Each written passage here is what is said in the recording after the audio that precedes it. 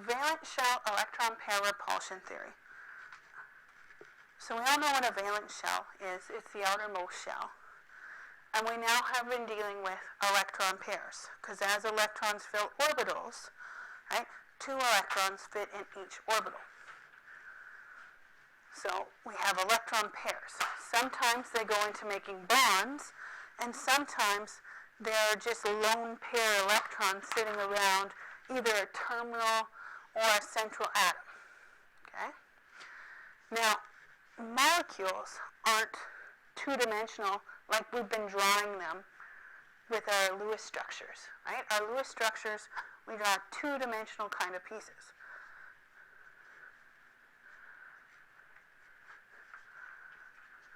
Molecules appear in 3 dimensions. Okay? So they actually, instead of just going outward, they can go up and back, or forward and back as well. So we end up with 3D molecules. And valence shell electron pair repulsion theory, or VSEPR, I pronounce it VSEPR, but it's VSEPR. I don't know how you would actually pronounce it. I don't know. Basically, it is helping you predict 3-dimensional shapes. The regions where the electrons will be. Now, we also talked about how electrons sitting next to other electrons would act like magnets, right? If you put 2 north poles and you try to push them together in magnets, they repel each other. That's the same kind of thing as these electron pairs. Okay? You put electron pairs next to each other, they'll try and push away. So they'll try and be as far away as they can, but they're still connected to the central atom.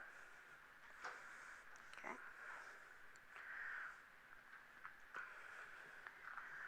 So when we're trying to figure out what 3-dimensional shape our molecule will actually end up being, we look at regions of electron density when applied to valence electrons being the lone pairs and the bond pairs.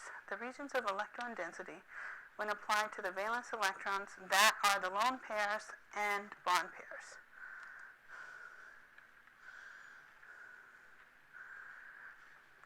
We consider multiple bonds, so like a double bond or a triple bond between 2 of the same atoms, as just one bond pair.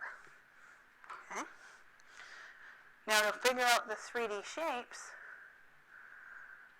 we have to look at their Lewis structure, so it makes sense. We actually learned how to draw Lewis structures before we learned about valence shell electron pair repulsion.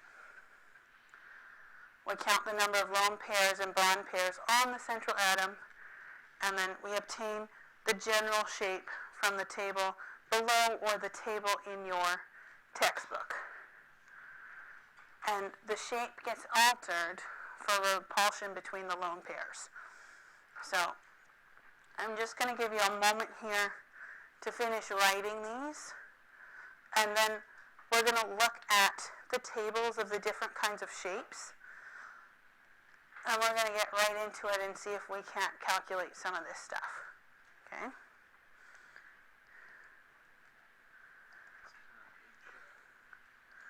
So, I made these too big, we can't see them.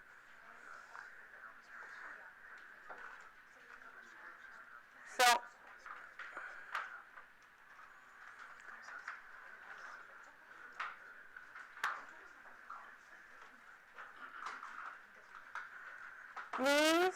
this chart will give you the general shape, okay? So this will give you the general shape and the angles between the lone pairs, the bonding pairs, or just basically the electron pairs, okay? So I'd like you to have this general chart in your notes, but then we'll go into the molecular shape. So this shape, we could actually call it the geometrical shape. So the number of valence shell electron pair repulsions are 2. Then the angle between is going to be 180 degrees, and it's going to be a linear geometrical shape.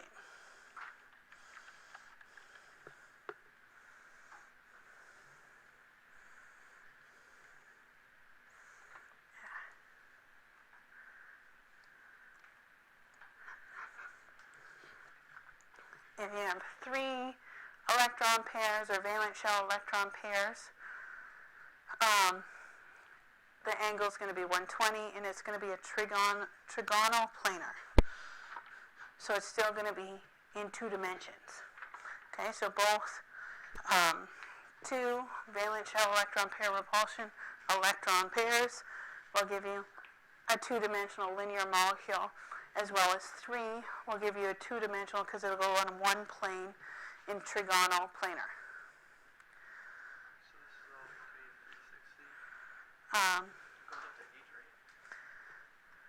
It goes up to 6 is all we'll cover.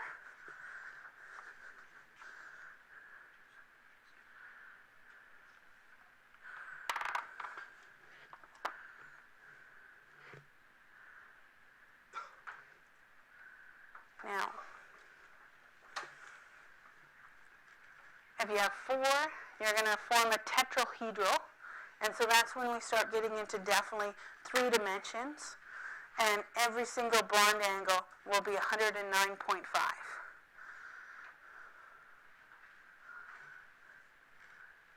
In the 5th one, we're going to get a trigonal bipyramid, and that's 120 degrees and 90 degrees between them. And then with 6, you're going to end up with an octahedral, and you're going to end up with 90 degrees between all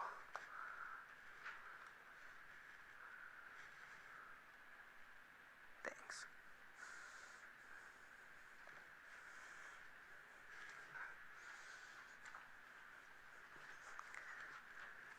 So I'm going to direct you to page 263 in your textbook. As we're finishing writing these down, we're going to go to 263. Page 263.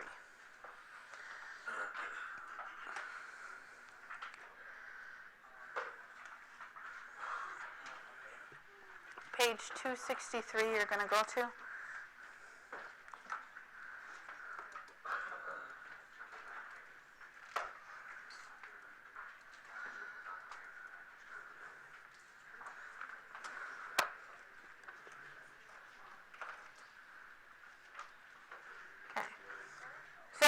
Gives you molecular shapes. It just gives you kind of an idea of what they look like.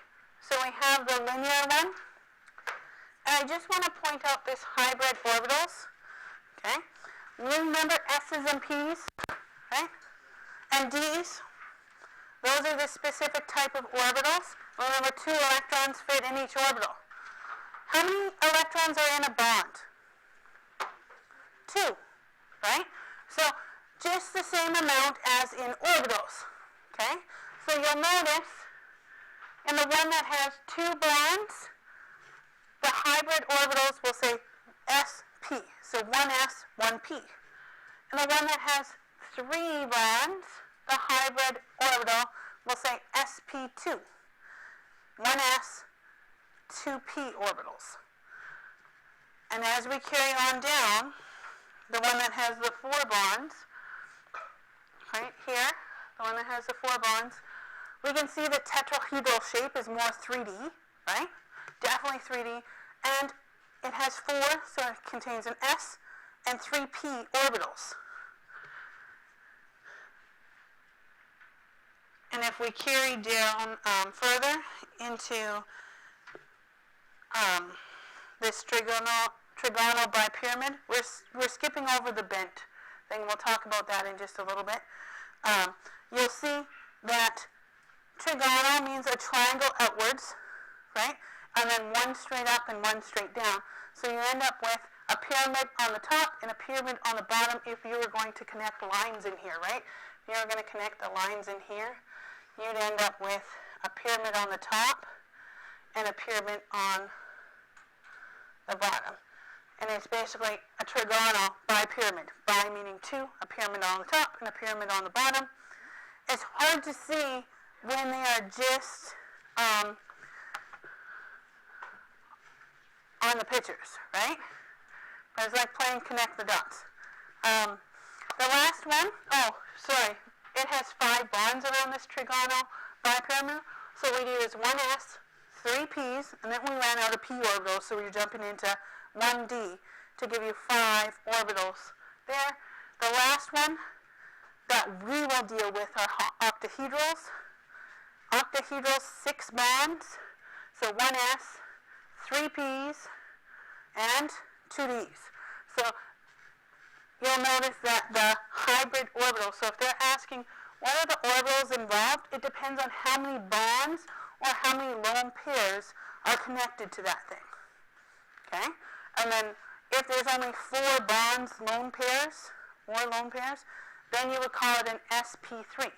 But if it was 5 bonds or lone pairs, you'd call it sp3d hybrid. Okay? So, I want to come back and show you what happens. Okay? Because sometimes, and I will print this sheet off so you can have this to take with you and to take in, or I will print this as we continue on into like needing it for naming and stuff on assignments. So in a linear molecule, even if you lose or one of these are lone pairs, you still end up with a linear molecule. So no matter what happens, these ones are all called linear. Now, I'm going to see if I can't.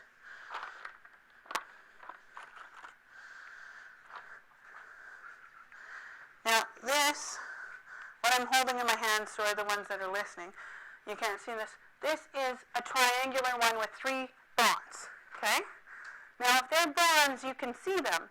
But if they're lone pairs, you can't see them, but their electron repulsion will still be there. The electrons will still push away.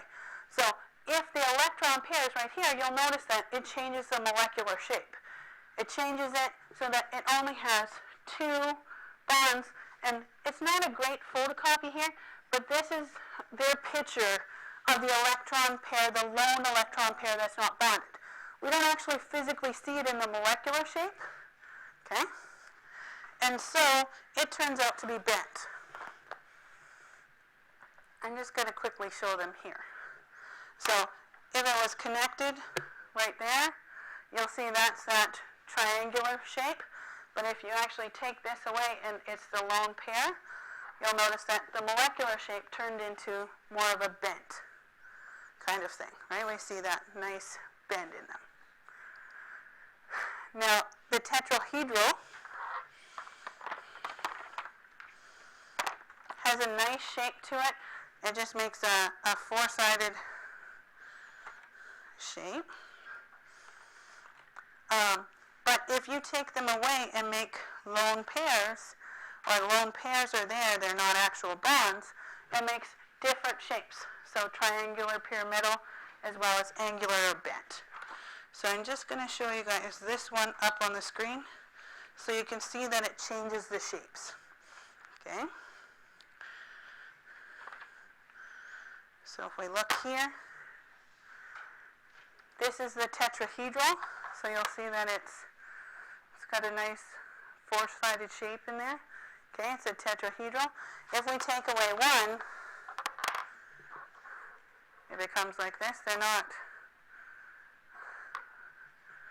perfectly different, but then you can see that it looks like this one, right? Trigonal, pyramidal. And the last one, if we have 2 lone pairs sitting in there, you've just created that bent molecule again, right? Carrying on, here's that 5-sided figure. I don't know if I have a molecule that makes 5 sides. So I'm just going to leave it be right now. But basically, we look at that trigonal bipyramidal. It's like a flat triangle, and then one straight up and one straight down. The straight up and down give you the 90-degree angles, and then the ones that are going around the center will give you the 120-degree angles. But it shows you in the textbook which ones are the 90 and which ones are the 120. But when we start taking lone pairs off, notice what happens. The lone pairs come from the center out. So they come from the ones that are 120 degrees apart, and then we deal with the 91. So basically, we get a distorted tetrahedral, then we get a T-shape, and then we get a linear molecule. Okay? And even if we take another and have one more lone pair here, it's still going to be linear. Finally, your octahedral, basically, you end up with an octahedral. If you take one away, you take the bottom one, you get a square pyramidal, and then if you take another one away, you get a square planar, a flat plane of four bonded together. These are the ones that we will deal with, okay, or talk about, and so we'll come back and forth in between this thing, okay, behind my black. So, coming back here, I thought I had a few examples.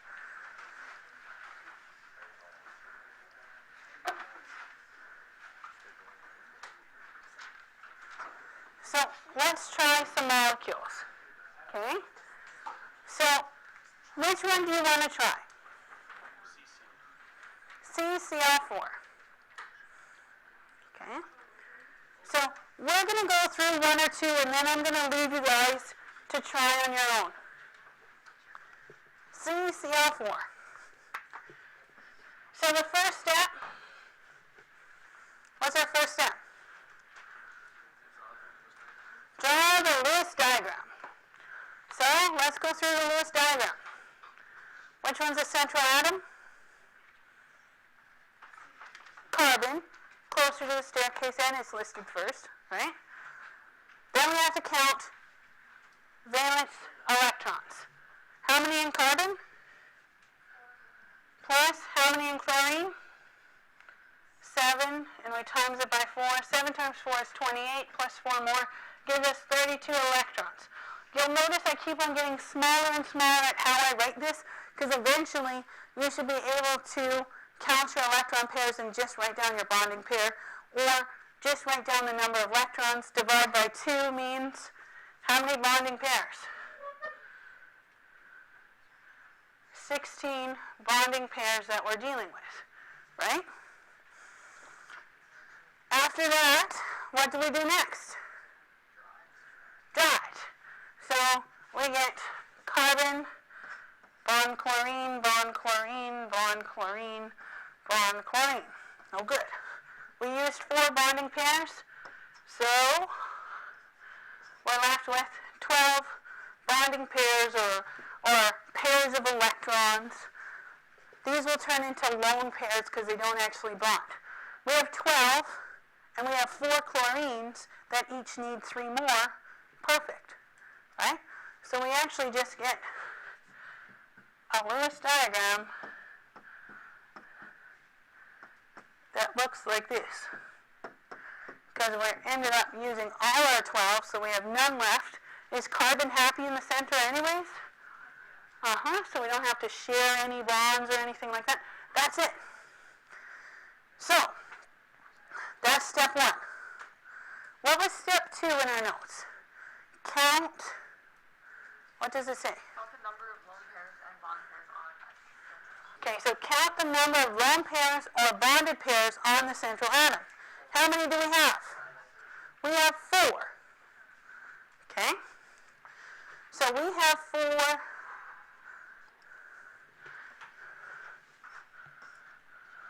bonded pairs or lone pairs.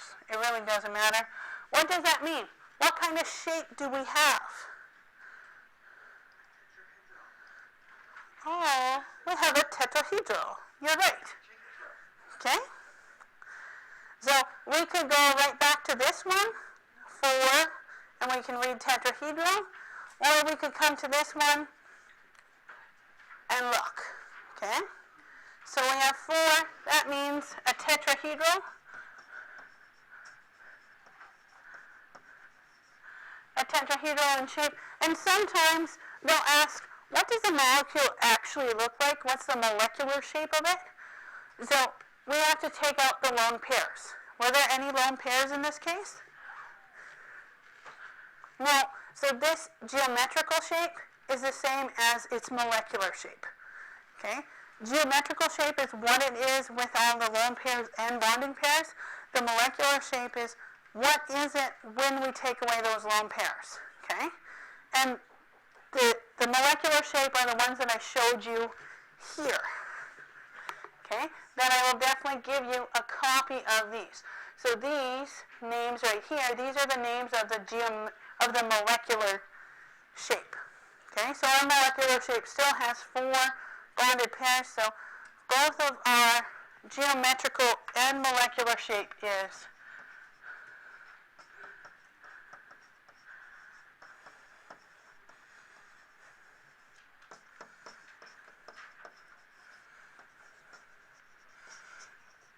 Can you tell me the bond angles? The bond angles are 109.5 for all of them. Oh, geometrical and molecular, you're right. Oh, thank you, Killen.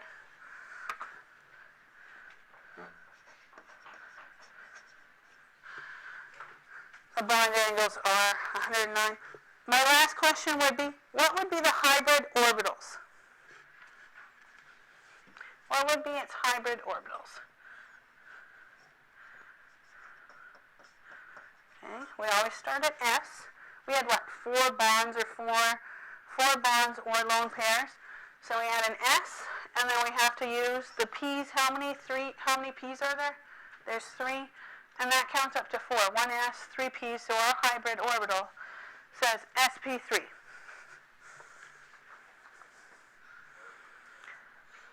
If they could ask you to draw a quick sketch. You could attempt to sketch this thing, right? To sketch it, I would just put your central atom. The tetrahedral has some sort of a shape like that, right? It's not perfect by any means, but that could be a sketch of the tetrahedral. You have examples of these sketches in your textbook, plus you also will be given that handout that has the examples of the sketches. I wouldn't include the lone pair bubble. Do you want to try one more together? Yes, no, or do you just want an assignment? Okay, one more. Okay. Which one do you want to do? H2O? SF6?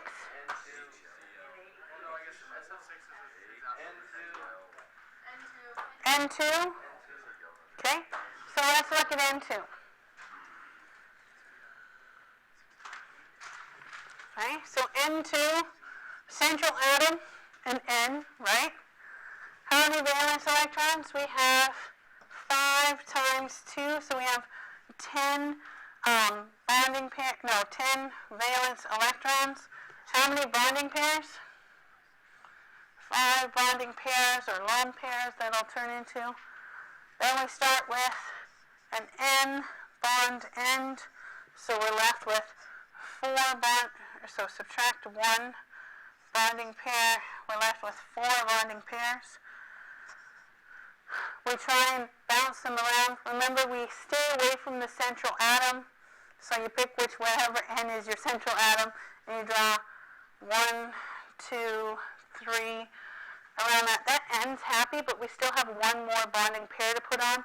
Then we put it on our central atom, and it's there. However, is our central atom happy? It is not. So we gotta share some of these pairs, right? So this pair can come down and be a bond. This pair come down and be a bond. Are they both happy now? Okay. If you are going to draw a Lewis diagram, please don't leave it like this. Okay? Write it off, finish it off nice.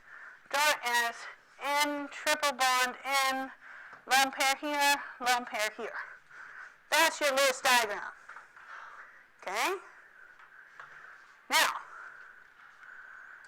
how many, looking at our central atom, we have to count how many valence shell electron pairs there are. So we have two. We have this one bonded pair right here. Remember, no matter what, double, triple, we still only count it as one. And we also have that one lone pair over there.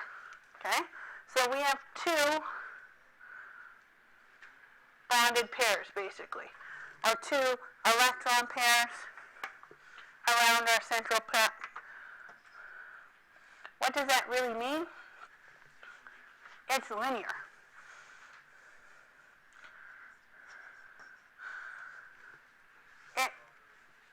It has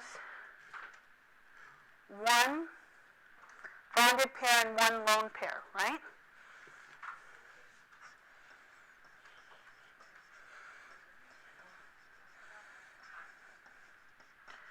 So when we're looking at it, if we're going to draw the molecular shape, it kind of just looks like this.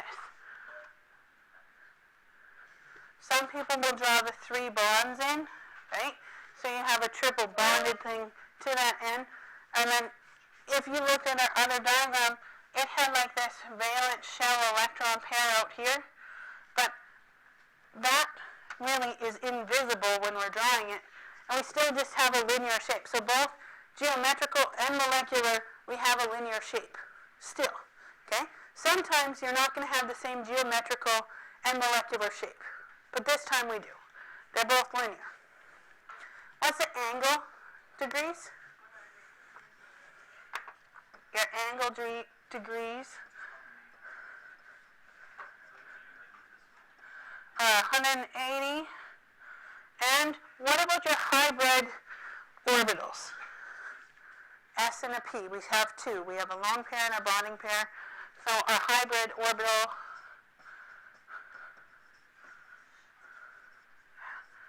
sorry, I can't spell.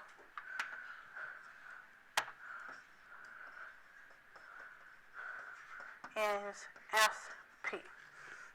Okay? So, how are we doing? Are we happy? Okay. I left our band kids to do questions 1 to 67. No, I'm just kidding. 61 to 67, but some of it was explaining what VESPR is and stuff like that because they're not taking notes with us. So I'm going to assign you a slightly different assignment to hand in. Okay?